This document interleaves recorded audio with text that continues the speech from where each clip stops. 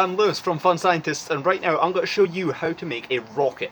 These are super simple. All you need is just some regular old water, some of these vitamin C tablets, or anything really that fizzes or effervesces in water, like say maybe an Alka-Seltzer, and your rocket, which is a film canister right now.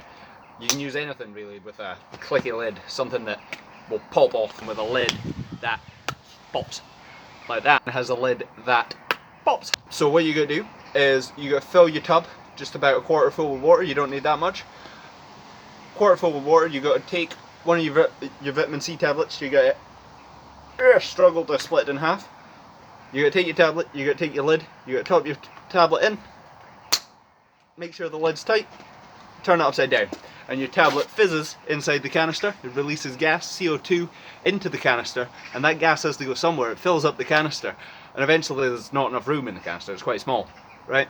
So the gas, with nowhere to go, pushes off the lid, sending the canister way high, like that, into my neighbour's garden.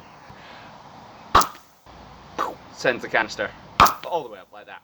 It makes. I think that's on the roof.